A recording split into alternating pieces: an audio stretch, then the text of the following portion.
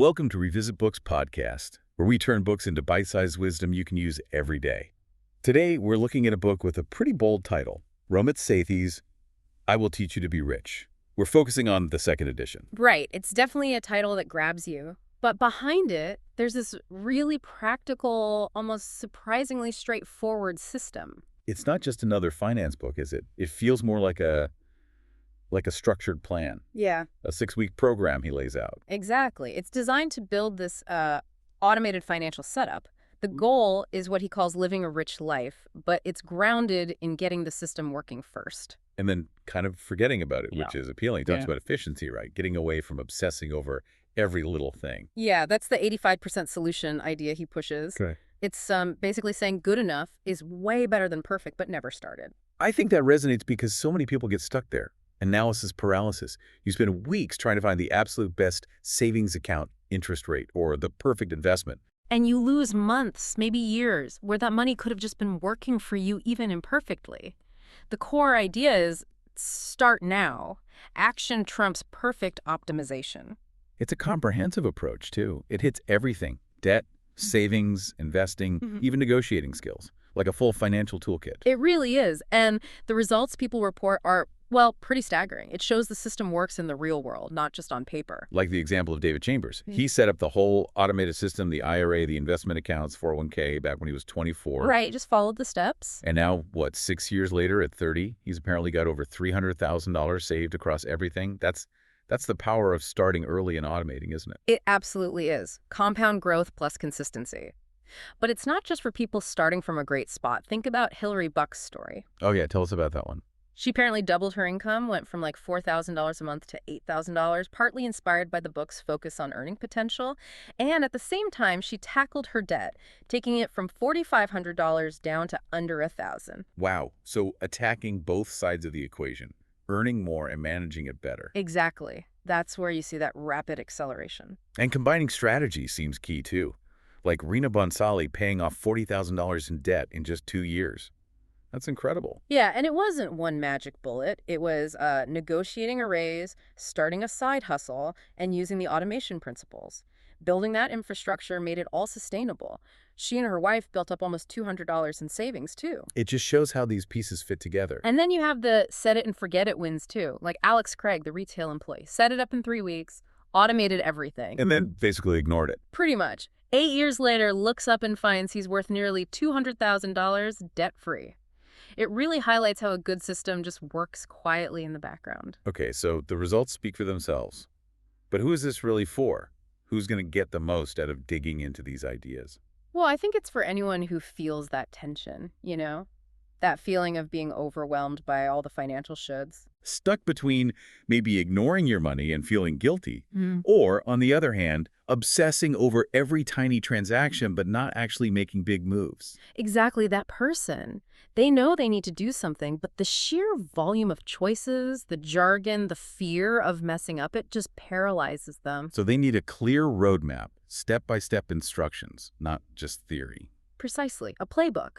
But the book argues you can't just jump into the steps without tackling the mindset first. The invisible scripts. That's a big concept in the book. Huge. These are the unconscious beliefs about money we pick up from, family, society, everywhere. They dictate our financial behavior without us even realizing it. Like what kind of beliefs? Oh, common ones. Credit cards are dangerous scams.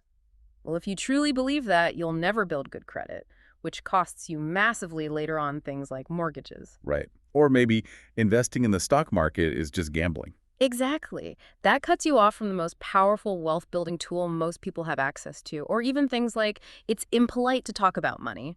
That stops you learning, negotiating. So you have to confront those scripts first. And that connects to rejecting what he calls victim culture, right? Taking responsibility. Yes, the book is very direct about this. It says you have to focus only on what you can control.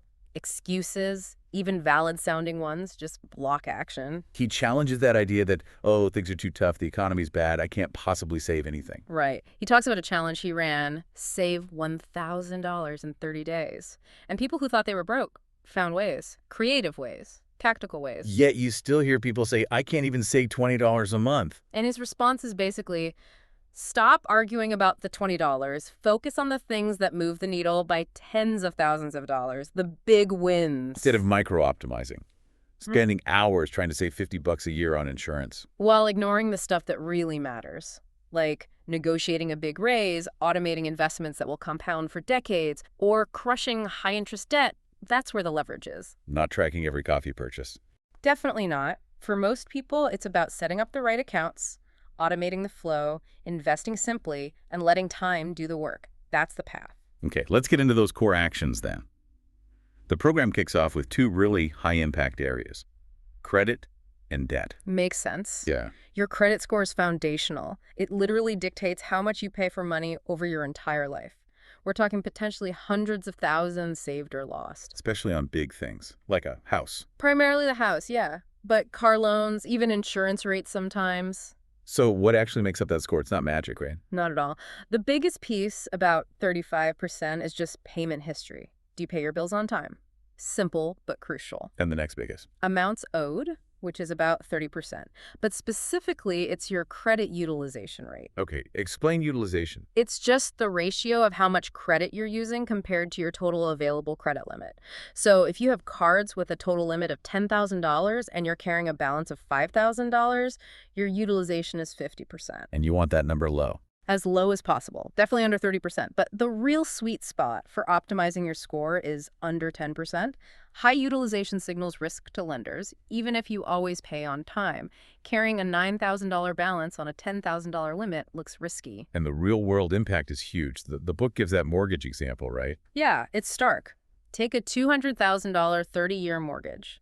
With an excellent score, say 760 or higher, you might pay around $355,000 total over the 30 years. Okay. But if your score is just okay, maybe in the low 600s, like 620 to 629, your interest rate is higher. And that same $200,000 loan costs you over $425,000 in total. Wow, that's a $70,000 difference just based on that score. Exactly. That's why getting your credit in shape is a massive big win. It saves you real money passively for decades. Okay, so optimizing credit is step one. The flip side is tackling existing debt, and the book uses some pretty alarming examples about minimum payments. Yeah, it really tries to shock you out of complacency there. Minimum payments are designed by the banks for the banks. They keep you in debt for as long as possible. Like the iPhone example, a $1,000 purchase. Right. Put it on a card at, say, 14% APR. If you only pay the minimum each month, it takes over 9 years. 9 years and 2 months to pay off. 9 years for a phone. And you end up paying over $730 in interest. You've basically paid almost double for that phone. That's bad enough. But what about bigger purchases? Furniture, maybe? It gets truly scary. A $10,000 furniture purchase paid off with minimum payments, it takes, get this, 32 years and 2 months. 32 years. And the interest alone is over $13,000, more than the furniture costs in the first place. You could literally still be paying for that sofa when you retire. That really puts it in perspective, which links to that Dumb Dan versus Smart Sally comparison for debt. Yeah, it's a simple but powerful illustration. Both have $5,000 in credit card debt. Dumb Dan pays the minimum. It takes him over 25 years, costs him thousands in interest. And Smart Sally. Smart Sally sees the trap. She decides to pay a fixed higher amount, say $100 a month. She clears the entire debt in 6 years and 4 months. Huge difference. And saves herself over $3,700 in interest compared to Dan. Plus, there's that psychological boost of seeing the balance actually go down quickly. Motivation matters. So if you're motivated to attack debt aggressively, the book gives actual scripts. Okay. Like for calling the credit card company. Does that really work? Can you just ask them to lower your rate? Surprisingly often, yes. You have to remember, they want to keep you as a customer. It costs them money to acquire new ones. So you have leverage. You do. The key is not to ask timidly, like, could you maybe lower my APR? You need to be assertive. Frame it like, I'm reviewing my accounts and I'd like to request a lower APR to match other offers I'm seeing. Use the competition. Exactly. Same for late fees. Don't ask if they can waive it. Say, I've been a loyal customer for X years. I'd like to have this late fee removed. The book suggests it works about half the time. That's a great return for a 5-minute phone call. Definitely worth trying. Yeah. Okay, so debt's under control, credit's improving. Now we look at managing the day-to-day cash flow. And the book seems pretty critical of traditional big banks. Yeah, it paints them as often working against your best interests, relying on fees, inertia, upselling you things you don't need. Like charging you to use their ATM and the other bank's ATM. That double dipping, yeah. Or hiding the truly good, no-fee, high-interest accounts because they make more money if you stay in the old, fee-ridden ones. We've seen major scandals like Wells Fargo opening fake accounts. There's an inherent conflict. So the first move is often switching banks, or at least switching account types, to something no fee, no minimum, maybe higher interest. Schwab gets mentioned positively. Right. Finding a bank that's more customer-focused. But the real key is how you structure your accounts once you're there. Separation is crucial. You need more than just one checking and one savings. Definitely. You need at least two distinct types. Your checking account is just for flow-through. Money comes in, bills get paid. Walking around, money lives there briefly. It's transactional. And saving. Your savings account needs to be purely for goals, not just a dumping ground for leftover cash. It should house money specifically set aside for future things, an emergency fund, a vacation, a down payment. And the trick is keeping those goals separate, right? So you don't accidentally spend the emergency fund on a holiday. Exactly. Sub-accounts are the magic here. Use a bank that lets you create multiple named savings buckets. Vacation fund, new car fund, emergency fund. Like the Juliana Brodsky example. Saved $200 and paid for lots of trips this way. Yeah, because psychologically it works. If the money is clearly labeled emergency fund, you're much less likely to rate it for something else compared to just having one big savings pile. It adds friction, clarity. Makes sense. But back to optimizing. Should we be chasing the absolute highest interest rate on these savings accounts? Isn't that important? Honestly, no. That's classic micro-optimizing again. The book calls it the big picture rule. Stop sweating the tiny differences in savings account APYs. Why not? Isn't extra interest good? It is. But the amount is minuscule compared to investment returns. The potential gains from just 1 year of decent market returns in your investment accounts could easily be more than what you'd earn in 500 years of interest in a high-yield savings account. Wow, 500 years. Okay. Savings accounts are for organizing your money and short-term goals. They aren't wealth-building engines. Cash parked there is losing value to inflation anyway. The real goal is getting money out of savings and into investments regularly. Got it. So focus on the big levers. But interacting with banks still requires being assertive, like with the credit card companies, getting rid of fees. Absolutely. If you're stuck in an old account with monthly fees, call them. Use that leverage. Bank X is offering me a no-fee account with a higher rate. What can you do to keep my business? Because it costs them money to lose you. Right. Customer retention is cheaper than acquisition. They'll often switch you to a better account or waive the fee. Same for overdraft fees if it's a one-off. Call and assertively ask for it to be waived based on your history. Often works. Okay, so accounts are streamlined, banks are behaving. Now, the dreaded B word, budgeting. But the book proposes something different, the conscious spending plan. Yeah, CSP. It's designed to avoid the failure points of traditional budgeting, which often feels like deprivation and endless tracking. Tracking every coffee. Yeah, that gets old fast. How is the CSP different? It simplifies everything into 4 main buckets based on your take-home pay, your net income. Okay, what are the buckets? First, fixed costs, roughly 50–60%. That's rent or mortgage, utilities, insurance, debt payments, essentials. Second, investments, a non-negotiable 10%. This goes straight to your 401k, Roth IRA, etc. 10% off the top for investing. Got it. Third, savings goals, 5–10%. This feeds those sub-accounts we talked about, emergency fund, vacation, down payment. And fourth, the crucial one, guilt-free spending money. That's the remaining 20–35%. Guilt-free spending. That sounds good. It is, and the philosophy behind it is key. Spend extravagantly on the things you truly love and cut costs mercilessly on the things you don't care about. It's not about spending evenly or depriving yourself across the board.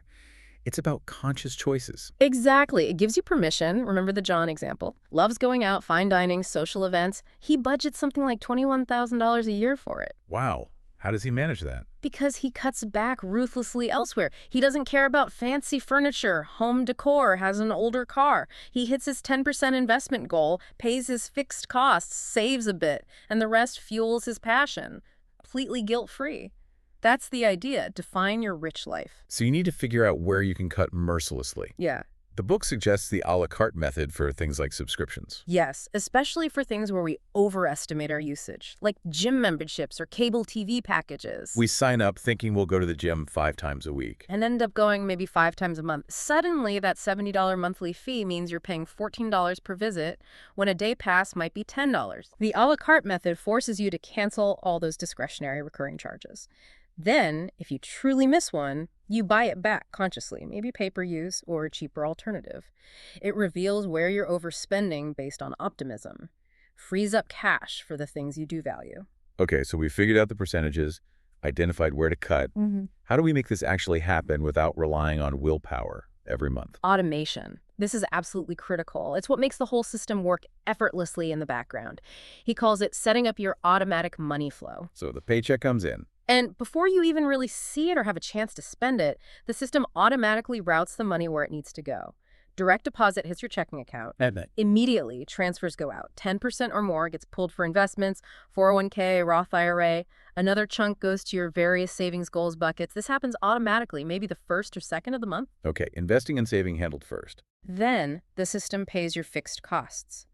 Ideally, you put bills on a credit card for rewards and protection, and then set up an automatic payment from your checking account to pay that credit card bill in full every month. Never carry a balance. So it's like a waterfall of money moving automatically. Exactly, a cascade. By the time the automation is done, say by the 7th of the month, your future self is paid, investments, your goals are funded, savings, and your bills are covered. And whatever is left in the checking account. That's your guilt-free spending money for the rest of the month. You can spend it on anything you want, lattes, hobbies, going out without a shred of guilt, because you know all the important stuff is already taken care of. It removes the stress, the tracking, the constant decision-making. That sounds like freedom, actually. Moving from stress to confidence. That's exactly the goal. Yeah. Now, if automation is the engine, investing is where the real long-term wealth gets built. Yeah. And the number one lesson here: Start early. start early. It cannot be stressed enough. Time is your most powerful ally in investing, way more important than picking the perfect stock or timing the market. The smart Sally versus dumb Dan example again, but for investing this time. Yes, and it's even more dramatic here. Remember, Smart Sally starts investing at 35, puts in $200 a month for just 10 years, then stops contributing completely. Okay, $200 a month, age 35 to 45. Dumb Dan waits until he's 45. He also invests $200 a month, but he does it for 20 years, twice as long as Sally, double the total money invested. So who ends up with more at age 65? Sally, by a lot. Dan, investing for 20 years, ends up with around $118,000. Sally, who only invested for 10 years but started a decade earlier, she ends up with over $181,000. Wow, so starting 10 years earlier was worth over $60,000 more, even investing half as much for half the time. Exactly. That extra decade of tax-free compounding on Sally's early contributions did the heavy lifting. Time in the market beats timing the market every single time. Okay, message received. Start now. Once you commit, where should that investment money go first?